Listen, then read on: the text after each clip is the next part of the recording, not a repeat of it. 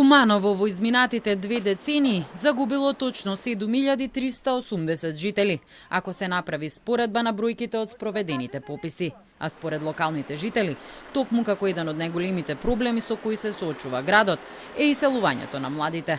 Основната причина е немањето работа и потрагата по подобра екзистенција и квалитет на живот. Некои си заминале одамна, а во Куманово останале само нивните родители. Немам можност, еве мои деца факултети завршија и не се у Македонија.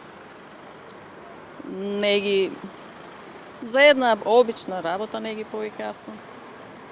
Отидоа зашто да немаше работа? Да. Пред колку време и каде отидоа? Во Словенија и Австрија преку 10 години има. Деца сам бил во иностранство, исклучиво, пошто немаше работа, дека натаму. Се сум сам. Жена ми се помина и така натаму, моментално сам сам. Помладите пак велат, нема можности во градот, не само работни места, туку и други активности кои би ги задржале во родното место. Најголема пречка е вработувањето и од таа причина младите бегаат од нашето општество и односно држава. И сега ние треба да најдеме како општество начин како да не бегат тие. Тој ми е најголем приоритет. Што има една народна изрека, без млади нема ни живот ни ништо.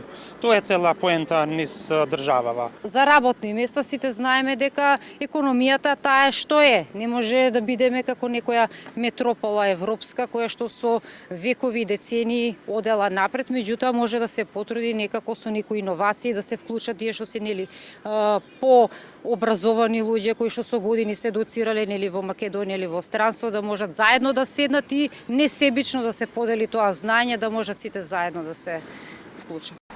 Факт е дека младите од Куманово се иселуваат, но тоа е проблем со кој се соочува целата држава, велат од Центарот за интеркултурен диалог. Тоа сепак не е само од економски причини, туку се во потрага и по подобро образование, по функционален живот и повеќе можности. Оние млади кои се информирани сакаат да бидат активни во креирањето на младинските политики за стапување, нешто што Центарот им го возможува. Ние сме една од првите општини кои што кога се формира Законот за младинско учество, отворивме младински центар, заедно со поддршката од општина. Исто така има службеник за млади, има канцеларија за млади, започна и процесот на формирање на локален младински совет.